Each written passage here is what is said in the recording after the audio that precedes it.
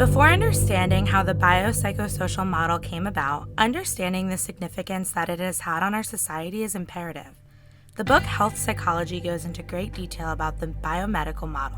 The biomedical model paved the way and accounts for about 300 years of health practitioners believing that all illness can simply be attributed to somatic bodily processes, biochemical imbalances, or neuropsychological abnormalities.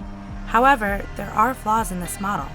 Obvious ones may be the exclusion of the psychological and social factors' relevancy to its potential contribution in many diseases.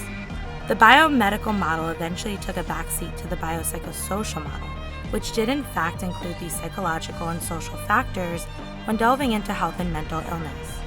I suppose we can thank the father of psychoanalysis for this one.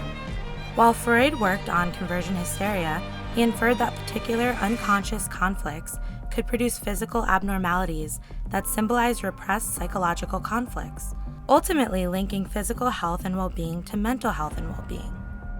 If someone asked me to describe the biopsychosocial model, my mind would immediately jump to sitting on a couch in a cold, small room, across from a licensed mental health professional, usually hugging their cardigan tightly to their body. They have a clipboard with a paper and a pen. As they begin their assessment by scribbling down reasonings for me being in this therapy session, they are going over the basics, asking seemingly simple questions. Biology, if my parents or siblings have any history of medical health issues, more questions on my cognition and memory, any other health disorders I myself can recall having.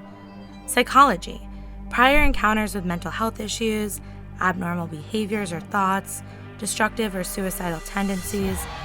And lastly, social, describing my environment, where I grew up, who I surrounded myself with throughout my adolescence, even to my adulthood, all in an attempt to gather what was needed to do a proper intake session to understand me as a patient.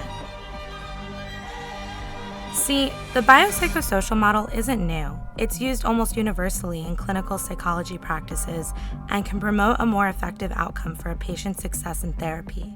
It is, however, still controversial in the medical world. According to an academic journal on the biopsychosocial model of illness in primary care, the author goes on to describe it as being too impractical or even complicated.